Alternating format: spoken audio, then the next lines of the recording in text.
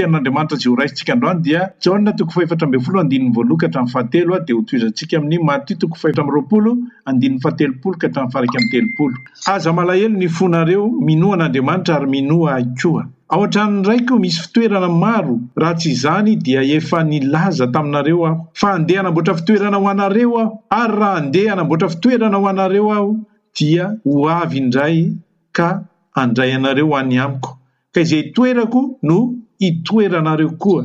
Matthieu 4:7-8 Ary amin'izany andro izany dia iseho eny amin'ny lanitra ny famantaran'ny zanak'olona, ka dia hitomany ny firenena rehetra ambonin'ny tany, ary ahitany zanak'olona eny aman-kery sy voninahitra lehibe eny amin'ny rahon'ny lanitra izy, ary amin'ny ampanenona mafy ny trompeta dia aniraka ny anjelina izy, ary angonin'ireo ny olom-boafidy avy amin'ny vazatany 4 hatramin'ny faravodilanitra rehetra. Amen. Raha mino an'izany tenin'Andriamanitra izany tokoa tsika dia mahafinaritra be hoe ho avy zany ny anjely anangona ny olom-boafidy. Asa rera mba anisan'izany asana mba ho anisan'izany ianao. Tadio tsara fa raha ohatra ka lazaina tokoa fa fiancé an' Jesosy ianao, raha lazaina fa fofombadin'i Jesosy Kristy ianao, dia tadio tsara fa nisy kritera izay ny fampiresahanareo, nisy zavatra ny fanarahanareo, nisy zavatra izay tokony taridalana tsy maintsy iainantsika isan'andro amin'ny alalan'ny fanahin'Andriamanitra ao anatintsika. Ozy ny tenin'Andriamanitra izay any amin'ny Amosa 7:7 hoe ho tafaraka ve ny roa raha tsy mifanaraka? Ho tafaraka ve ny roa raha tsy mifanaraka? Izany hoe ilay Andriamanitra sy olona fanamasinao anatinao, ino no miara-mandeha aminao? Any ka manahirana azy tokoa ny hoe ahoana re nitondrako an'ity olom-boafidy anankiray ity mba hatratra an'le tanjona, dia ny fiakarana eny amin'ny rahon'ny lanitra ny fiverenan'i Jesosy. Tadio tsara fa indray mpimaso maneno ny trompeta, mety raha ariva io, mety raha alina io, mety raha pitsy maraina io, mety ianao andeha hiasa iny, any anaty bus ianao na anaty tômôbila ianao, dia mahita anjely maro be eny amin'ny rahon'ny lanitra eny, ahoana ny mombasa ianao? Hoy mantsy anareo teo hoe Genesis 5:2-20 nazava tsara hoe maninona moa Enoka, anisan'ny voalohany indrindra niakatra velona tany an-danitra. Ozy ny 2:20 amin'io Genesis 5 hoe 300 taona Enoka ozy izy niara-dalana tamin'Andriamanitra. Ianao ve nandritra ny androm-piainanao tamin'ny premier jour nanoloranao tena an Jesosy Kristy Tompo, mandraky ny androany itenenantsika izao, tena niara-dia amin'Andriamanitra ve ianao? Tena niara-dia. Ny fiarahan-dia amin'Andriamanitra tsy vitany hoe andehanana any am-piangonana na hoe fananana andraikitra be dia be ao am-piangonana. Tsy zany no atao hoe niara-dia amin'Andriamanitra, fa amin'ny voalohany indrindra dia inona? Raha tianao ilay Andriamanitra dia toponao amin'ny fonao rehetra, sainao rehetra, herinao rehetra. Inona ny dikan'izany? Andriamanitra napetraky Jesosy Kristy anisan'ny tena hoe lalàna tena voalohany indrindra dia hoe tiavo an Jehovahandriamanitra ao amin'ny fonao rehetra, amin'ny sainao rehetra, amin'ny herinao rehetra. Aiza moa no anehoana ny herinao? Tsy ianao rehefa mivoaka ny trano, ianao rehefa mandeha ny an-dalana, aiza no anehoanao ny fonao? Tsy makany amin'ny fisainan'izao tontolo izao. Satria izay mahatonga ny Paoly nasika mihitsy milaza hoe aza manaraka amin'ny fanaon'izao tontolo izao fa hovao manao fanavaozana ny saina. Romanina 12:2 aza manaraka amin'ny fanaon'izao tontolo izao. Izao tontolo izao rehefa mandeha dia ny sainy sy ny sentiment no mandeha voaloha, fa tsy ny fanahin'Andriamanitra no mibaiko azy. Anisan'ny imazy anankiray izay isehoan'ny hoe fiakarana any an-danitra ny fanavotana ny lota sy ny akonany. Lota sy ny akonany rehefa nivoaka tao a Sodoma sy Gomora, azo lazaina sy alaina sary an-tsaina hoe le tendrombohitra nasiana itsoahany, iny le atao hoe enlèvement, iny ny atao hoe izasy anao azo famonjena.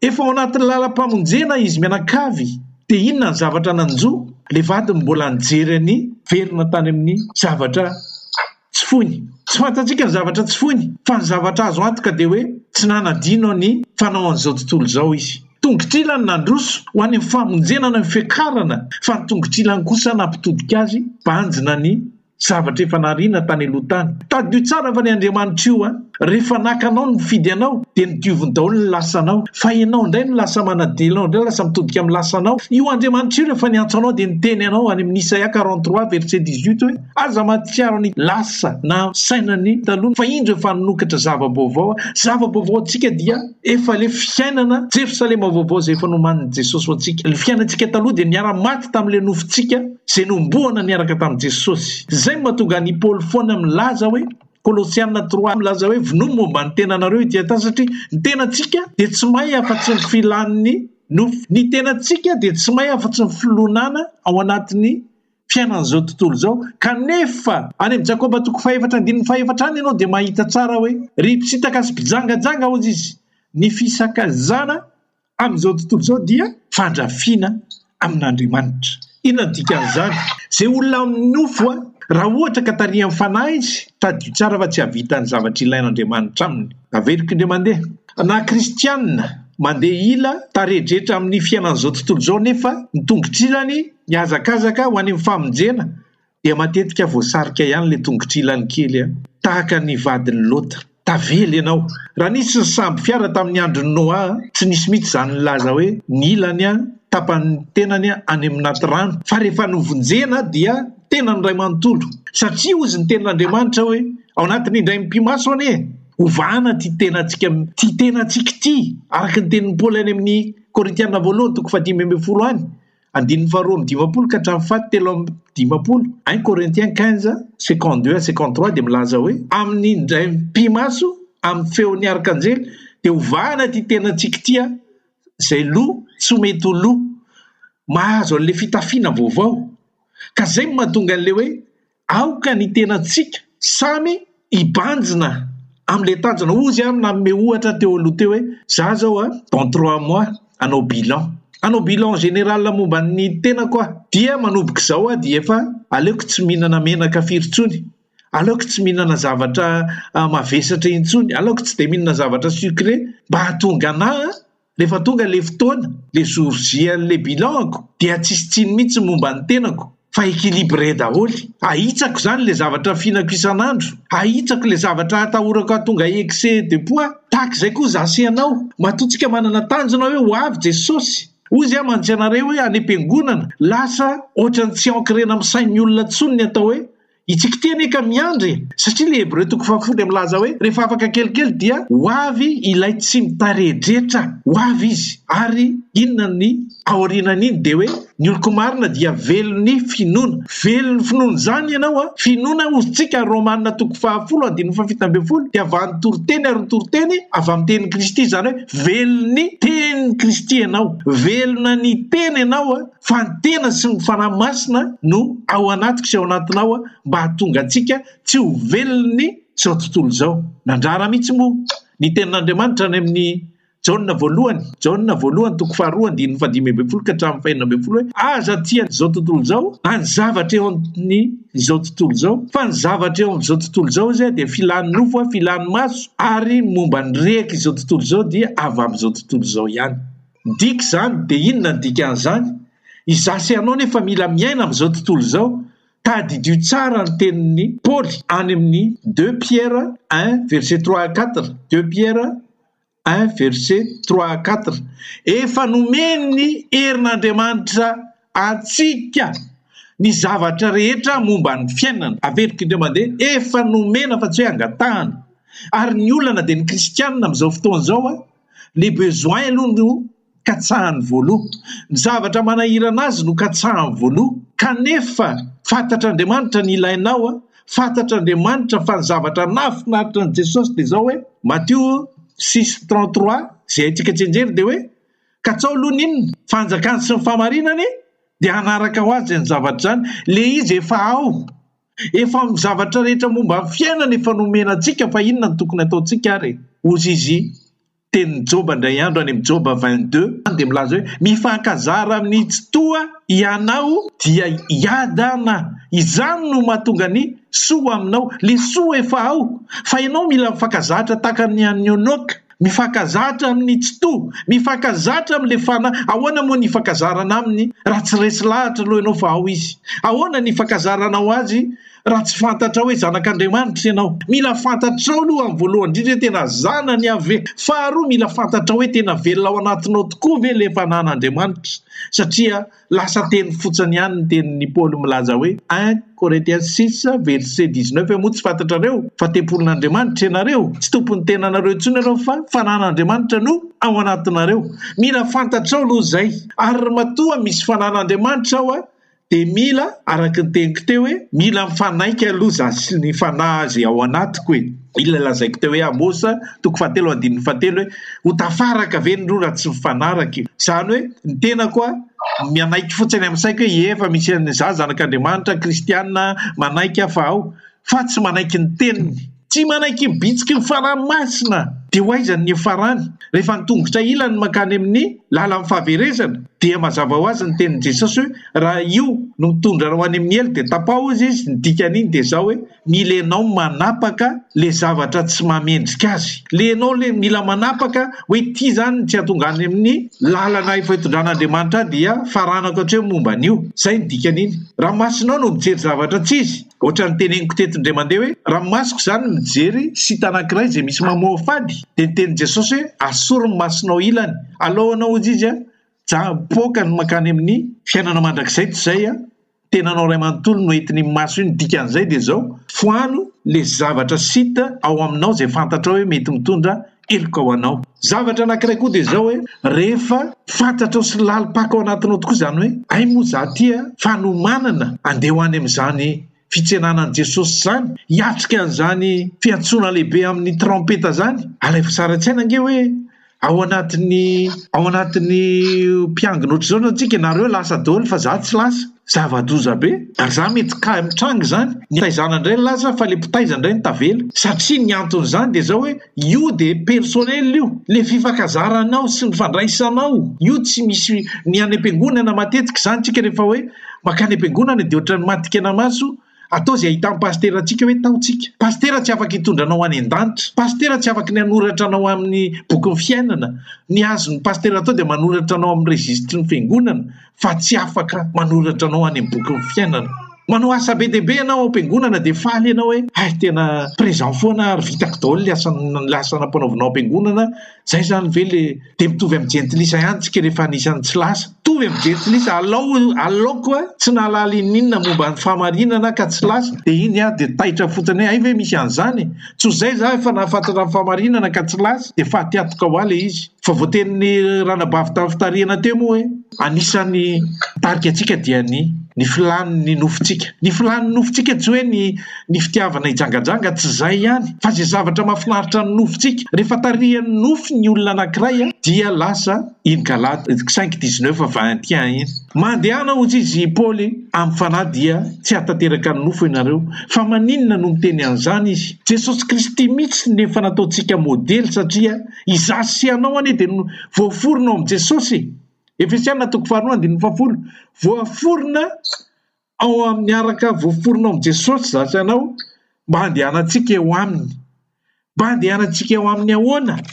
Jesosy Kristy no fitaratra. Jesosy Kristy tetỳ tany no tokony andehanako sy andehananao ny fandehany teto amin'ity zao tontolo zao ity. Ary mazava mihitsy satria inona ny zavatra lehibe indrindra dia nandresy ny nofo izy. Petera voalohany 4:4 Petera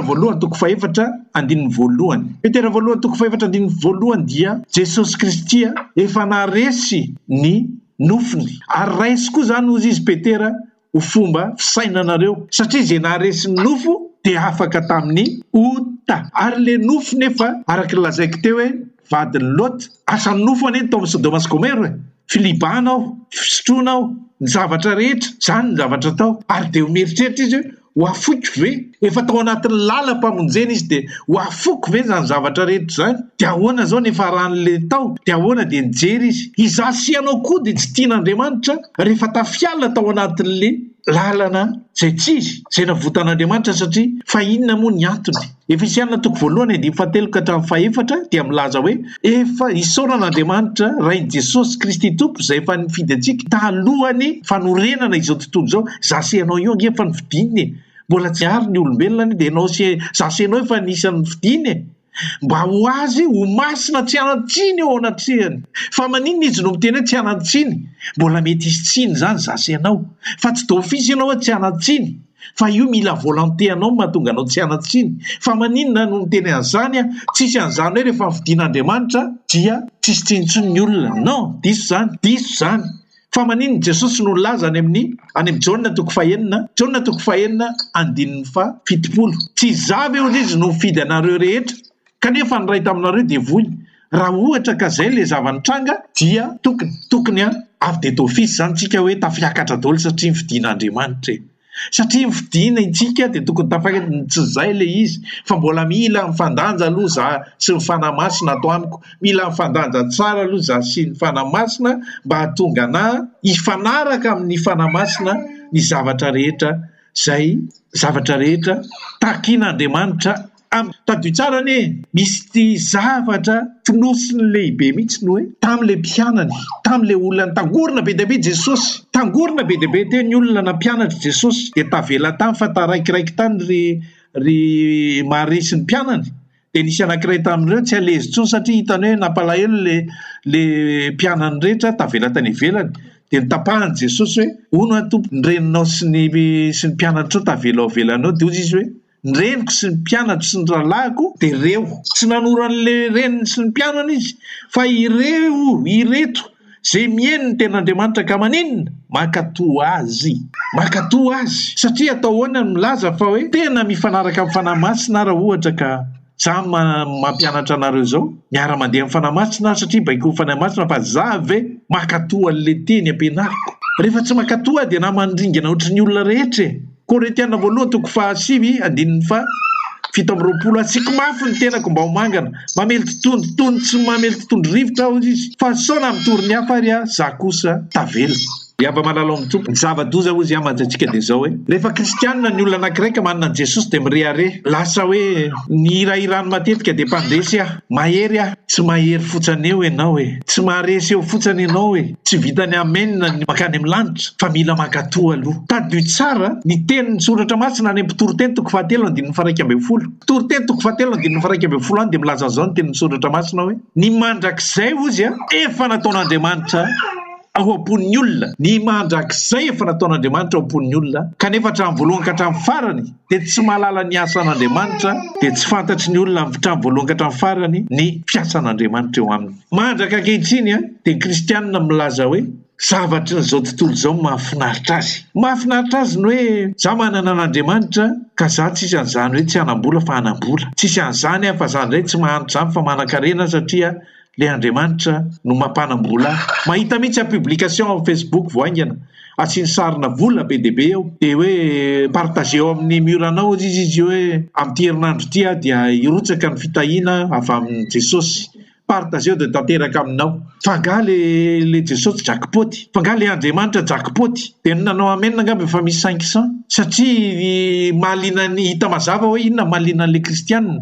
Le mahaliana an'le kristianina ny zavatry ny tany fa tsy fiverenan'i Jesosy. Any ka mahatonga ny Paul nilaza nasika tsy tamin'izao androntsika izao ihany ange, tsy tamin'izao androntsika izao ihany, fa any amin'ny Korintianina 1:5-7 dia milaza hoe raha amin'izao fiainana izao ihany no antenaitsika an'i Kristy dia maninona mahantra indrindra noho ny rehetra isika. Mahantra indrindra satria ny antenana amin'i Kristy tompoko dia nitari-dalana anao any amin'ny mandrakizay, satria izy no ny tenany amin'ny Jaona 14:6 milaza hoe tsisy makany amin'ny ray raha tsy amin'ny alalako, ary izany no fahamarinana sy fiainana. Tsisy makany amin'ny ray fa tsy ny tena izy hoe tsisy mahazo an'le saosy, tsisy mahazo an'le vola be raha tsy amin'ny alalako. Avadiky ny olona ny zavatra. Rehefa malalo amin'ny tompo, fohy ny fotoana, mila mandiny teny zasy ianao. Hoe kristianina manahoana tadio tsara mahafinaritra be nge le fanoharana nataon'i Jesosy any amin'ny Matthieu 7:11 Matthieu 7:11 le hoe ny fanjakana lanitra dia tahaka ninona hozy izy, dia misy anankiray tena tiako be ao anatiny hoe tahaka ny mpanarato, mandatsaka ny arato ao anaty ranomasina hozy izy dia misintona izany eny an-tanety, dia misafidy mifantina ny trondro tsara sy ny trondro ratsy, izany hoe nitovy ianao sy ny black bass sy ny karazany. Dia izay tsy izy ariana verina any, tahaka izany koa izy natao amin'ny fahataperan'izao tontolo izao. asana ianao no miaravoarako anatin'ny filet dia avy eo anisan'le hoe any ankavanako ianao a makany amin'ny fiainana mandrakizay avy miara mifaly aty amin'ny fiainana mandrakizay sa ianao kosa le hoe ianareo ankaviako mandany any amin'ny fampijaliana mandrakizay ka ry hava malala sao de tony zao mbola tsy tara matory atsika androany zany tenin'Andriamanitra zany a dia fanairana lakolosy fanairana hoe ay tokoa moa zaty fiaosean'i Jesosy, ay tokoa moa zaty fofombadin'i Jesosy, ay tokoa moa zaty miandrandra fiverenana fa tsy mijery tsony eto ambany. Ninona zavatra mandalo eo amin'ny fiainanao mety ady problema avelao andalo zany fa ny zavatra banjiny de hoe atrakao ny masinao a mangamanga ny lanitra de hoe ivoakeny hoavy eny amin'ny feon'ny trompeta ny zanak'Andriamanitra akanasy akanao. Tadio tsara fa zao a fa maninona no napetraka Andriamanitra atao amintsika mifanahana. Tesalonianina voalohany a toko 5. Tesalonianina voalohany toko 5 andininy fa 17. Tesalonianina voalohany toko 5 andininy fa 17. Hovakiko amin'ny anaran'i Jesosy. Ndasy hovakitsika mihitsy fa mahafinaritra be io. Andriamanitra ny fiadanana ne anamasina anareo samy ho tanteraka ka aoka arovana avokoa ny fanahinareo sy ny ainareo ary ny tenanareo tanteraka ka tsy hanatsiny amin'ny fiavian'i Jesosy Kristy tompontsika. Eo amin'ny andininy fa 17 mahafinaritra be hoe matoky izay niantso anareo sady izy ihany no anefa izany. Dikan'izany dia zao hoe le fanahinge no miezaka ny mahatonga anao ho tanteraka. Le fanahiny amin'le tenin'Andriamanitra zay lazainy aminao a no mikolokolo anao mba hahatonga anao tanteraka fa isika le sainantsika no manda, le sainantsika no tsy manaiky any ka lasa mifanohitra foana le fanahy sy ny nofo. Zava-doza ry hava malala dia zao hoe le fotoana ozy a miazakazaka be ny fotoana, miazakazaka ihany koa ny devoly a mampivily. Mba fantatrao moa amin'izao andro farany zao hoe ny devoly a manisy voalina ngeza be eraky ny firenena mba tsy andrenesana ny atao hoe tenin'Andriamanitra. Mba fantatrao moa hoe ny devoly a miezaka ny karazana distraction marobe ary efa miditra ny atao hoe fahefan'le satana. Amin'izao fotoana zao a efa miditra tsikelikely amin'ny atao hoe Illuminati isika, ordre mondial zany hoe le satana mihitsy no baiko ny mpanjaka anankiray zay mifehany zao tontolo zao. Gaga ianao ngamba raha hoe vao mitelefônina amina société iray ianao na mitelefônina amina atao hoe aty andafo moa dia tonga dia tononony adolo ny anaranao sy ny taonanao sy ny karazany sy ny tranonao nefa ianao tsy nanome aniny an'izany akory. Efa miditra tsikelikely hoe voafehany zareo a ny olombelona rehetra ary ho ampidiriny tsikelikely amin'izay ny hoe hosoloana pusy ny karazana kara-panondronao io. Andriamanitra rehefa hamelony zao tontolo zao dia sotoniny ny azy aloha. Rehefa hamelony zanaky Israely tamin'ny andro Pharaon izy dia no rakofany rà aloha ny tolanam-baravarana. Rehefa hamelony zao tontolo zao izy tamin'ny andro Noa dia nasiany aloha ny samby fiara anavotany ankonina Noa. Maninona natao hoe ankonina Noa? Satria any amin'ny asan'ny apôstôly a toko 9:30 dia milaza hoe minoan Jesosy ianao dia hovonjena ianao sy ny ankonanao. Fa maninona ny ankonana foana no avotana? Satria voalohany indrindra alohany amin'ny navotanao ny any ivelany a karakarao aloha ny ao anatin'ny tokantranonao. Avoty aloha ny ao anatin'ny tokantranonao, avoty aloha ny ankonanao satria izay no targetran'Andriamanitra voalohany raha nanavitra ny Noa izy a hatramin'ny voninahitra tafiditra ao anatiny avokoa. Dia izay zavatra izay a tsy maintsy tanteraka izay hoe mampalahelo ihany. Raha ianao zany miakatra eny amin'ny rahona dia hoe ry ihany ry zoky ary ambany ary tavela ary mampalahelo ihany a. Hoe ry ny zandriko tena enjana be ihany meno an'izany fa dia hoe ohatran'ny Noa valy mianaka dia ohatran'izay ihany koa zany hoe tsika amin'izao fotoana izao a efa tongotsika efa tafiditra ao anatin'ny samby fiara dia mila miezaka tsika mibata ny tongotsika anankiray mba hahatonga antsika tafiditra ao anatin'ny samby fiara satria kely sisa ny fiantsonana dia ikombona ny varavarana. Rehefa mikombona ny varavarana tapitra ny atao hoe fahasoavana fa ny herinao amin'izay no miady rereo. Tsy vitanao io amin'izao fotoana izao ny hery maizina ozy a manakona ny fahazavana, manakona ny lamba amin'ny olona rehetrarehetra ao sasany mampivily hoe mila miezaka ianao amin'ny lalàna aloha mila mitandrina ny lalàna ianao fa io ihany no masina ao anatrehan'Andriamanitra, io ihany no tafavoaka ao anatrehan'Andriamanitra. Tsisy fahamasinana avy amin'ny lalàna zany fa ny fahamarinan'ny olombelona zay mahatateraka ny lalàna dia lamba miosindra eo anatrehan'Andriamanitra. Ozy izy ny Isaia 64:5 hoe lamba miosina toy ny lamba miosina fenondra ny fahamarinan'ny olona, fa ny fahamarinana dia ny nandraisanao an Jesosy Kristy tompo sy mpamonjy ny fiainanao dia zay ihany no ahafahanao manana antoka à condition ka maharitra hatramin'ny farany ianao amin'ny fanarahana ny fanazy ao anatinao zay mibaiko anao mba hahatonga anao tanteraka avokoa ny tenanao sy ny fisainanao ary ny fanahinao rehetra amin'ny fiverenana.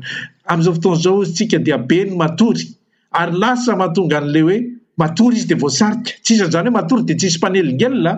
Rehefa matory ianao ara-panahy dia misy ny fanelingelena ny Satana. Amin'ny fotoana mangina ianao tsy mahare tenin'Andriamanitra dia teny hafa ny tsy maintsy rehanao. Any ianao ka lasa mangatsitsika, indraindray ianao mazotozoto, indraindray ianao kamokamo, indraindray ianao tsy teanao, ary nefa ny fiancén'Andriamanitra zany fiancén Jesosy zany dia le fiancé mafana tahaka azy ihany. Any ka mitenenin'ny Paoly hoe Romaina 12:11 dia hoe aoka ianareo mafana mazotoa, aoka hafana amin'ny fanompoana, satria maninona rehefa tsy mafana ianao dia maninona dikan'izay mangatsitsika. Dia hozy Jesosy hoe Apocalypse 3:15-16 dia milaza hoe kosa tsy ianao sady tsy mafana tsy mangatsika, aleoko ihany ianao mangatsika na mafana dia alohan'ny vavaka ianao. Reny tsy hoe olona izao tontolo izao fa olona ao anatiny reny, olona efa kristianina reny fa nanao atsirambina toy le Virginie adala, nanao atsirambina reny tamin'ny fanarahana ny tompo.